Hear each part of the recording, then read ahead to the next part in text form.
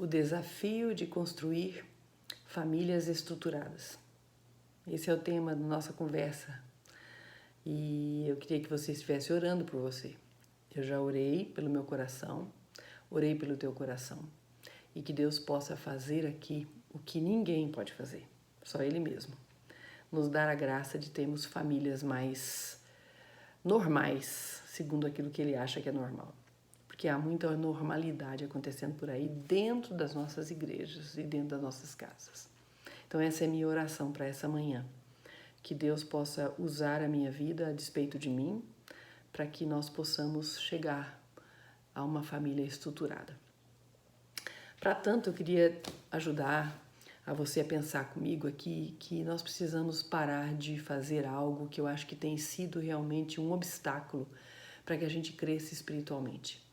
Nós temos a mania de idealizar os personagens bíblicos, as famílias bíblicas e até mesmo pessoas que a gente conhece e convive com elas dentro da igreja e fora da igreja. A gente idealiza essas pessoas, como se essas pessoas fossem o que a gente gostaria de ser e nunca vai chegar lá. Se uma pessoa, você olha para uma pessoa e fala assim, nossa, eu gostaria de ser como ela, mas eu nunca vou chegar lá, não serve de nada essa pessoa.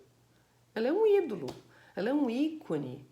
Eu acho o seguinte, nós temos que entender que pessoas são falhas. O nosso único modelo perfeito é Jesus. E Ele veio à Terra para mostrar para a gente que a vida não é fácil. Mas nós temos que parar com idealização. Por quê? Porque quando nós idealizamos, nós transformamos uma pessoa em alguém... né? O que acontece com a gente? A gente desanima. Nós não vamos chegar lá nunca. Ou então a gente se contenta em ficar perto dessa pessoa, esfregar um pouquinho, né? Para pegar um pouquinho do que ela tem. Não foi para isso que Deus nos chamou. E Deus não quer isso para nossas famílias também. Então eu queria te pedir em nome de Jesus que a primeira coisa que você tem que fazer hoje, ouvindo esse vídeo, é pare de idealizar. A Bíblia não idealizou ninguém. É interessante, ela mostrou todos como devem ser. E é muito legal pensar que enquanto Deus fala de família, e Deus é apaixonado por família, Deus projetou a família e Deus quer que a gente cresça numa família, uma das coisas mais incríveis que passou pela minha cabeça esses dias é que Deus usou José, esposo de Maria, para dar a Jesus uma família estruturada. Agora a pergunta que eu te faço, que eu me faço também. Jesus precisava de uma família? Jesus precisava ter vindo como um bebê? Ele não podia ter sido colocado por Deus lá no deserto com 30 anos e já começar o trabalho dele? Ele não podia ter vindo ser como Melquisedeque, que não tinha fim nem começo, não tinha nascimento, não tinha morte, não tinha genealogia. Ele era um tipo de Cristo. Mas não foi Jesus. Jesus nasceu, cresceu, foi criado numa família. Não é interessante pensar nisso? Deus quis que Jesus tivesse uma família. Era uma família perfeita? Não.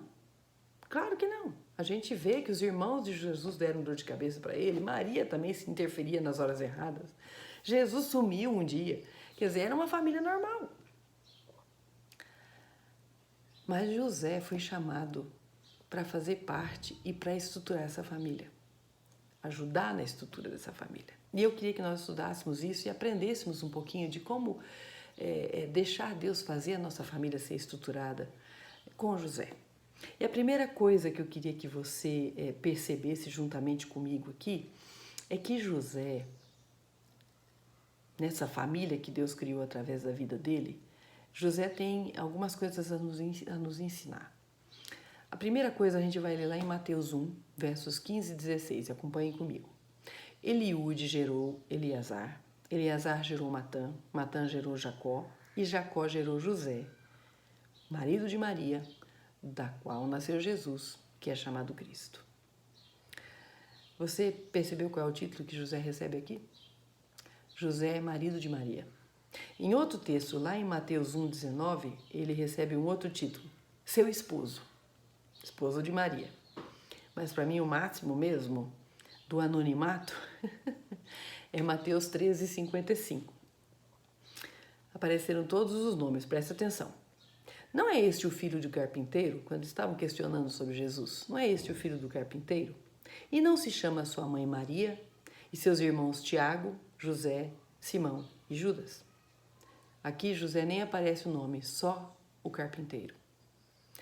Uma das primeiras coisas que eu vejo que faz com que José seja essa pessoa fantástica que ele foi, mesmo sendo meio deixado de lado, José entendia que ele era coadjuvante. Ele entendia que ele não era a peça principal. Ele entendia que ele era um suporte para que Maria pudesse cuidar de Jesus e para que Jesus fosse quem Jesus era desde o começo. José entendeu isso e a gente vai ver como isso se deu ao longo da história dele e da história deles como família. Então José, a primeira coisa que ele entende é que ele é coadjuvante. O que é um coadjuvante? Vou ler aqui para você. É um participante, alguém que ajuda, tem a função de ajudar os outros. Ele não é o artista principal, que é uma outra definição. É um ator ou uma atriz que atua num papel secundário, contracenando direto ou indiretamente com o protagonista, aquele que tem que aparecer, sobre quem todos os holofotes estão. José entendia isso muito bem. E talvez muitos dos problemas que nós enfrentamos como família residem nisso. Nós queremos todos os holofotes para nós. Nós queremos que as coisas andem como a gente quer. Afinal, eu sou a mãe, eu sou o pai, eu sou o marido, eu sou a esposa, eu sou o filho, que hoje os filhos são os reis da casa também. Nós não entendemos que nós fazemos parte de um núcleo, de um grupo de pessoas. E que esse grupo precisa funcionar harmonicamente para que haja paz, para que haja um ninho para se voltar no final do dia. Então, a primeira coisa que nós temos que aprender com esse homem tão esquecidinho lá na Bíblia, José, é que nós somos coadjuvantes. Muitas vezes nós não vamos ser a peça principal da história. Nós não vamos ser aquela pessoa talvez nem usada para fazer as coisas acontecer. Eu não sei se você já experimentou isso, eu já experimentei.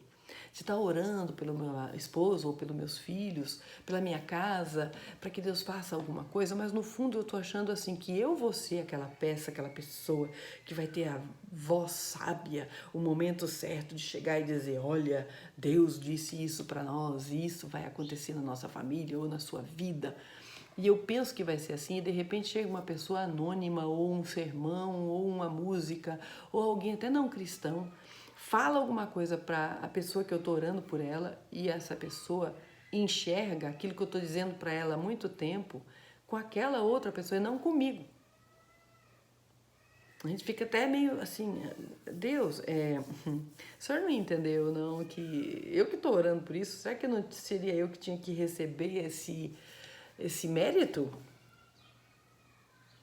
E muitas vezes no desejo de receber o mérito de ser o protagonista, nós deixamos de ser útil na mão de Deus. José foi muito útil na mão de Deus, porque ele entendeu que as coisas não giravam em torno do umbigo dele. E acho que a gente precisa entender isso também, de uma forma muito concreta e muito importante.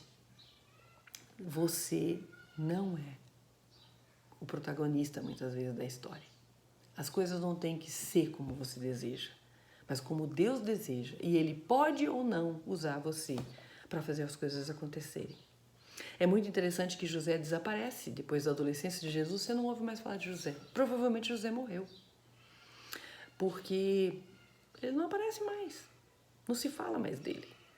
Ele foi importante na vida de Jesus até um certo tempo e depois ele não foi mais. E acho que se a gente tiver essa noção de que nós estamos dentro da nossa família para sermos usados enquanto estamos ali, que nós não sabemos quanto tempo temos para ser abençoador, que nós entendamos isso, que nós façamos isso, andemos como coadjuvante, não tentando puxar os holofotes todos para nós. Uma família estruturada, se todo mundo entender que pode ser suporte e abençoador por outro, não tem uma família que não consiga sobreviver melhor, ter uma vida melhor, ter uma qualidade de convivência melhor. Essa é a primeira coisa que nós temos que aprender com José. Seja coadjuvante, ajude, facilite a vida de quem vive com você dentro da sua casa. Se você é filho, facilite a vida dos seus pais. Você não está aí para ser servido só.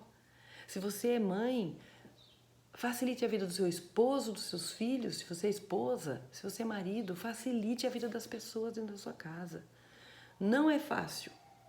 E não pense que eu estou falando do alto de uma pessoa perfeita. Deus sabe as questões que eu enfrento como esposa, como mãe, como filha. Minha mãe mora comigo. Quantas vezes eu me debato comigo mesma porque eu não estou sendo quem deveria ser. Eu quero ser a protagonista, eu quero ser a dona da história, a dona da casa. Eu quero mandar. Então eu aproveito esse momento aqui para, junto com você, pedir a Deus que tenha misericórdia da nossa vida, para que nós sejamos mais humildes. A Bíblia diz que José foi visto como uma pessoa humilde e obediente. E essa é a segunda coisa que a gente aprende com José. José foi o homem certo para dar a Jesus uma família estruturada. Ele era um homem certo.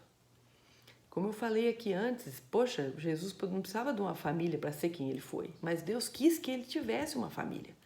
E Deus fez uso de José para ser um instrumento útil nas mãos dele, né? Então Deus colocou José na família certa. Você está na família certa. E entender isso vai ser meio caminho andado. Muitas vezes, especialmente nessa pandemia, eu tenho ouvido muito pessoas falando assim: nossa, eu não sabia que meus filhos eram desse jeito. Nossa, eu não sabia que meu esposo era assim. Estou querendo trocar de vida e trocar de família. Hello? Você foi posto à marra aí dentro dessa família? Não. Você nasceu nessa família? Você não escolheu como filho, nasceu. Mas Deus te pôs aí. Então você está no lugar certo. Agora basta você entender que você tem que ser a pessoa certa. E Deus te colocou aí porque você é a pessoa certa para estar aí. Seja você esposo, esposa, filho, filha. Deus te colocou aí. Mãe, pai, Deus te colocou aí. Olha lá o que Deus diz em Mateus 1:20 sobre José. Ele era filho de Davi. Ele estava na linhagem correta. Em Lucas 2:4 diz que ele era da casa e da família de Davi. Novamente, a pessoa certa. Em Mateus 1:19 diz que ele era um homem justo. E como a gente entende e vê a história de José ao longo da Bíblia, e da história curta que a gente tem de José, ele era um homem obediente a Deus. Isso é ser a pessoa certa. É você estar no lugar certo, como José estava. Estar na família certa, como José também estava. Mas ser a pessoa certa. Deus colocou você na família certa. E lembre-se, você tem tentado ser a pessoa certa dentro dessa família? Porque José foi. Ele não era perfeito, mas do que ele pôde fazer, ele fez para que aquela família caminhasse da forma mais tranquila possível.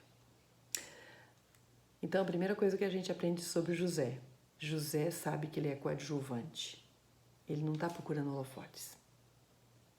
Ainda que você tenha um papel importante na sua família, não busque holofotes, não busque fazer as coisas acontecer do seu jeito. Sabe por quê? Porque às vezes a gente quer que os nossos filhos sejam o que a gente nunca foi. Que a nossa esposa, o nosso esposo seja o que nós não somos. O coadjuvante entende que também está na caminhada e que está ali para ajudar e facilitar a vida dos que estão dentro daquela casa. Segunda coisa, lembre-se, você já está no lugar certo. Agora é hora de você começar a pedir a Deus para te ajudar a ser a pessoa certa dentro da sua casa. Não há família que se desestruture se pelo menos um deles começa a orar, começa a entrar na brecha, começa a ser a pessoa certa e obediente ao Senhor. Terceira coisa que a gente aprende com José é que José, na formação dessa família, ele experimentou decepção e caos. E certamente você vai experimentar, e já provavelmente está experimentando, decepção e caos. Vamos ver como é que isso aconteceu na vida de José? Eu tenho todos os textos aqui. Não vou ler, porque senão a gente vai ficar aqui até amanhã. Mas eu vou dar a você uma dica bem legal. Mateus 1:18 mostra que a noiva desse homem aparece grávida de outro. Se fosse o padeiro, se fosse o leiteiro, se fosse o sacerdote, já ia ser muito complicado. Mas ele tinha um concorrente difícil, que era o Espírito Santo. Como é que você discute com isso? Então, na vida de José, os planos e sonhos dele estavam tudo certo. Ele ia casar com uma menina virgem, linda, que ele amava. E ele estava planejando isso. E, de repente, essa menina parece grávida.